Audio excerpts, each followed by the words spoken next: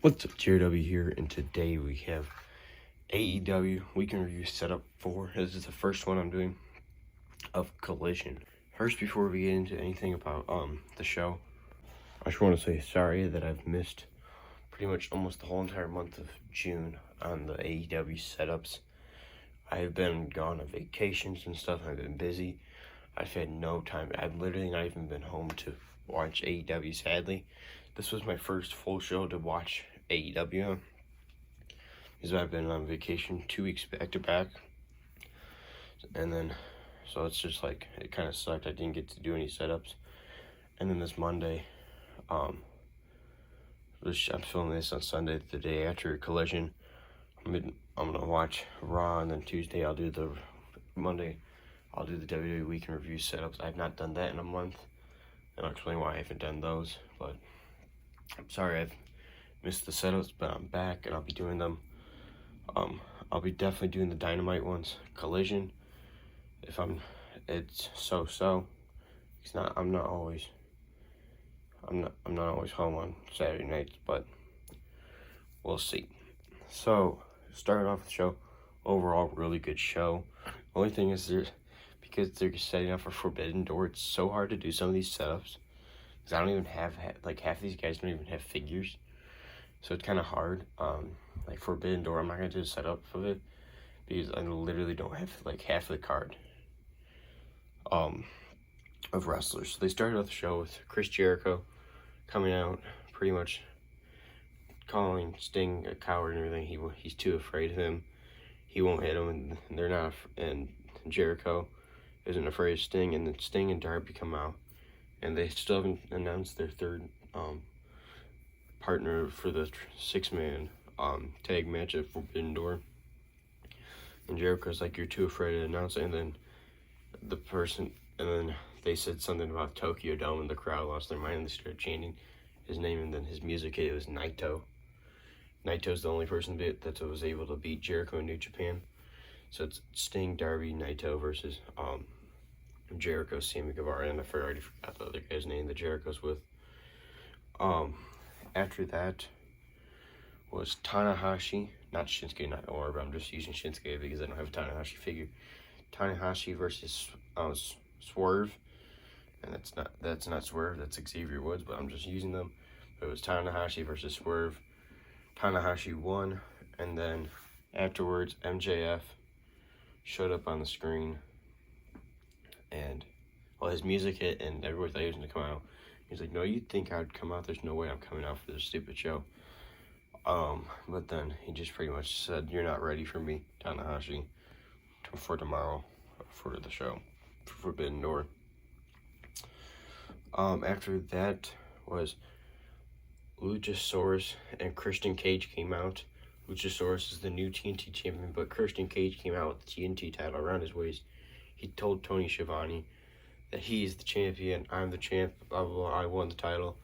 He didn't even mention Luchasaurus winning the title. And he pretty much ripped on his hometown because they were in Toronto. And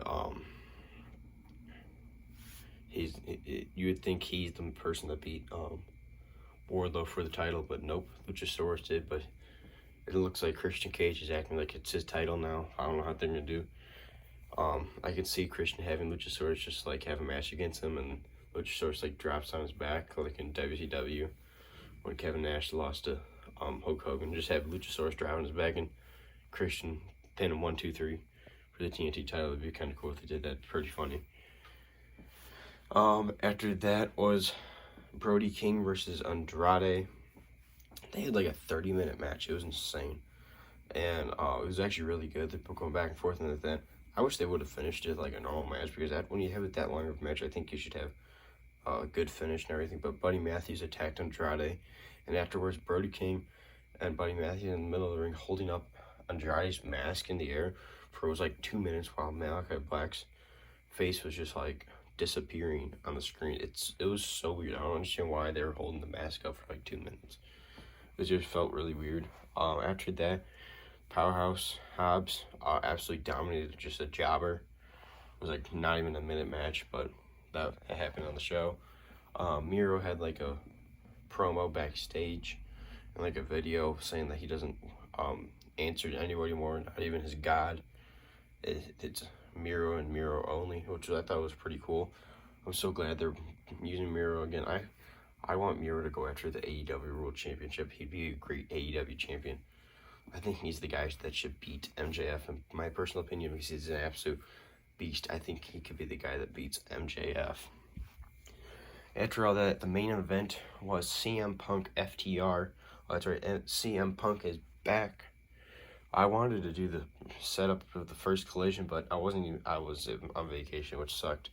But nothing in the world. CM Punk, FTR, and Ricky Starks versus Bullet Club Gold, so Jay White and Juice Robinson. And the guns, I'm just using 2 Billy Gunn Jax figures with 2 different colors, so it kind of works. It was a really good match going back and forth. I honestly thought CM Punk, FTR, and Ricky Starks were gonna win, but Dax, I think it was Dax. Everybody was outside the ring. The guns, Juice Robinson, CM Punk, all of them, and he jumped out of the ring, like absolutely took everybody out. And then CM Punk, like being an idiot, thought he could get on top of the rope and do a backflip, but no, he was stopped by Jay White. I was like, CM Punk, you ain't gonna be able to do that. You're too old. You're gonna hurt yourself again. Because I'm like, this man hurts himself so easy. It's unbelievable. He did his 1 year back before he was gone for almost a year from his injury. I mean, like, he broke his toe twice or something. I'm like, bro, you shouldn't be doing a backflip off the top rope. But he ended up not doing it. But everybody was laid out of the ring after Dax's crazy move, and CM Punk got taken out by Jay White. Jay White was able to take out Ricky Starks and pin him 1, 2, 3. So Bullet Club Gold and the Guns actually won. I really thought CM Punk, FTR, and Ricky Starks are gonna win, but I think this is still just setting up CM Punk's turn to heel, because I think he's just gonna get upset with Ricky Starks and stuff, but it's also setting up Ricky Starks' match at Forbidden Door. Overall, I thought this was a really good show. I really liked I've watched now both Collision shows, and honestly, I really have enjoyed them. I like how it kind of feels like a different show, especially the first one really felt like a different show. This one felt like a little bit of a different show from AEW Dynamite. I feel like it's much different because the other wrestlers, not all these guys most of you guys aren't on Dynamite, which I like. Overall, I really like it. It feels like a different show. I enjoy it. Collision, W so far. Dynamite, Collision, definitely the best shows. Honestly, in my opinion, they could just get rid of Rampage. There's no point in it. It's just a 1 hour show. But overall, Collision was a W show. I'd definitely give it for a solid 3.5 out of 5. There wasn't a whole ton of matches, but the matches that they had, they were really good. Then there was one women's match I didn't even care for. Don't even remember who it was. That's how good it was. It was just trash. But overall, a great show. This is JRW. Make sure to like and subscribe. Stay tuned for more wrestling figure content and some gaming content. I'll see you guys in the next one.